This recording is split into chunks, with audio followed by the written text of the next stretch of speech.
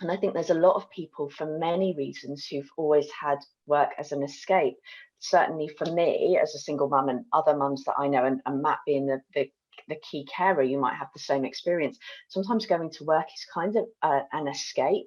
And I don't mean escaping your children necessarily, but I mean escaping that sense. Like when you're working from home, all of those other things that you need to do, they're all around you. Mm. You can't avoid seeing that cup of tea splash on the wall in the hallway, or the dog nagging you for attention or a walk, or those jobs that you need to get done. And certainly for me, when Lottie was younger, working from home was a way of meeting those responsibilities. So working from home was always a day of compromise, where I'd maybe work shorter hours so that I could be there for her or get other jobs done, or was a day when I had to go do something at school or pick her up on time or whatever.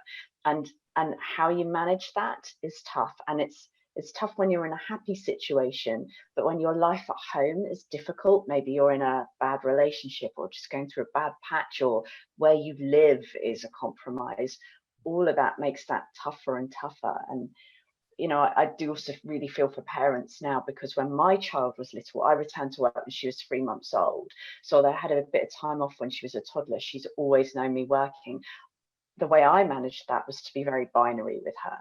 Either mummy was at work or mummy was with Lottie, and there was not really that crossover. And now people are having to face this experience of compromise. And even, I mean, she's going to be 18 in a few weeks, and even last year she was saying to me, Mum, spending time with your daughter is more important than work, like you must come and play with me in the evenings, and that must be really tough, especially when your kids are younger. The compartmentalization is really tough, actually. I mean, like my kids are 8 and 10, and I'm very lucky. I mean, another thing is why I like having conversations like this is I know I'm very lucky, and I actually spent the first few months of the pandemic feeling very guilty. I was very lucky to have, a house in a village. I was able to kind of escape, the Zoom meetings by going for a walk or a bike ride in the countryside very easily.